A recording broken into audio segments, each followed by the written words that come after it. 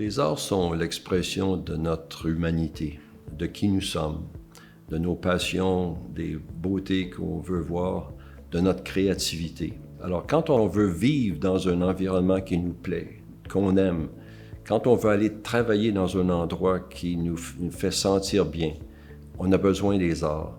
Le projet du pavillon Pierre Lassonde au Musée national des beaux-arts du Québec originé dans l'idée d'avoir une enveloppe équivalente à un œuf Fabergé et qui contient en fait les trésors que nous avons dans les voûtes du musée. Et nous avons réussi de ce côté-là d'une façon absolument incroyable.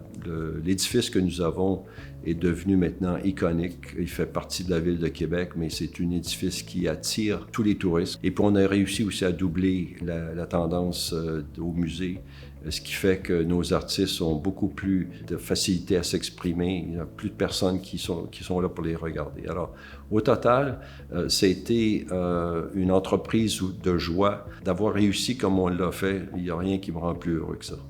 Ce qui est extraordinaire de Pierre, c'est que non seulement il donne de l'argent, c'est un grand philanthrope, mais c'est quelqu'un qui s'implique beaucoup dans les dons qu'il fait. C'est impliqué dans l'architecture du pavillon Pierre Lassonde, dans la construction.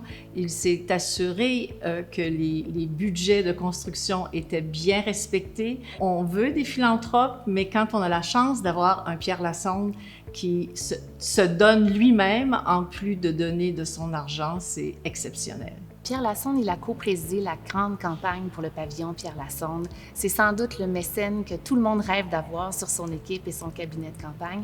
C'est quelqu'un qui a profondément transformé le musée, mais qui a aussi donné un élan exceptionnel à la Fondation, qui est aujourd'hui constituée d'une équipe permanente et pour qui la philanthropie est devenue une action quotidienne. Pierre Lassonde, c'est quelqu'un de généreux.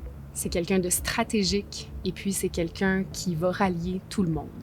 Donc, c'est des caractéristiques de leadership qui lui sont naturelles.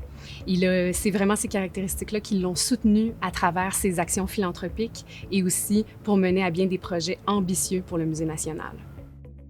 Pierre saw the potential to create a really visionary public art destination on this extraordinary site. This incredible combination of city, nature, water, and art, he saw the vision right away.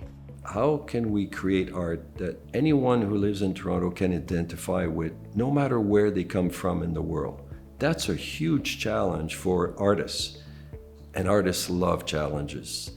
And the idea here is to end up with iconic pieces that everybody will want to go see, that everybody can relate to. If we can achieve that, I will have achieved my goal. The best line I've ever heard about philanthropy comes from Sir Winston Churchill, and he said, "You make a living by what you get, but you make a life by what you give." Whether it is the Toronto Art Trail, the museum in Quebec City, all the scholarships throughout the different Canadian universities, this is the true legacy.